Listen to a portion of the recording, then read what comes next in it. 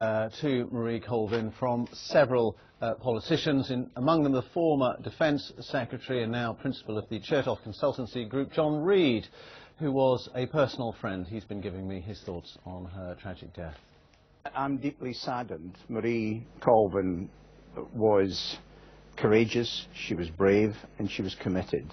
And we depend on people like Marie to tell us the truth.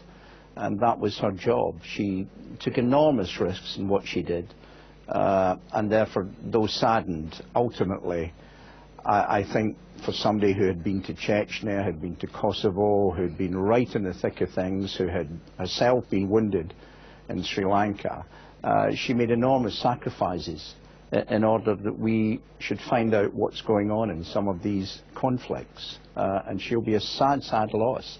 It also, I think, brings home to us the terrible situation in Syria. And as she kept demanding the answer to the simple question, who's doing something to help people there? Because she's just a terrible situation. But she'll be a sad loss to all of us. And a witness to the horrors inside Syria at the moment, where the regime don't want witnesses, don't want foreign journalists watching what's going on.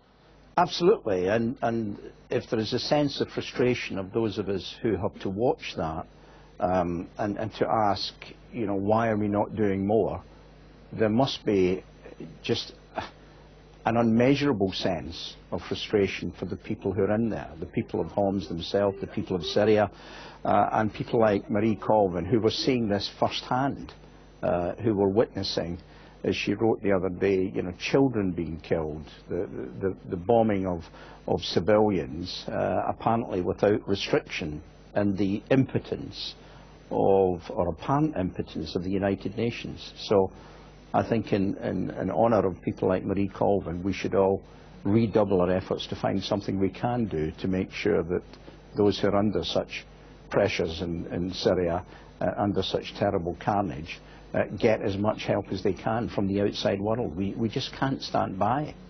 And as you say, I mean, we're focusing attention on her because we know her, because she was a legendary journalist, and yet dozens, maybe even hundreds of people are dying in Homs alone almost every day.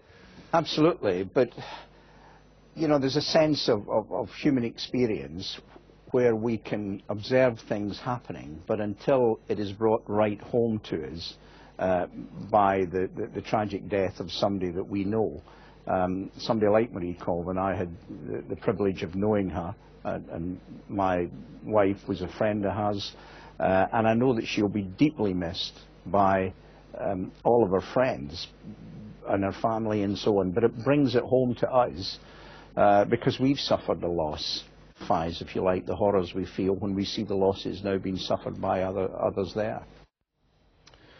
Reid, the former Defence Secretary, with his thoughts on the tragic death of Marie Colvin of the Sunday Times. A quick line of breaking news coming to us from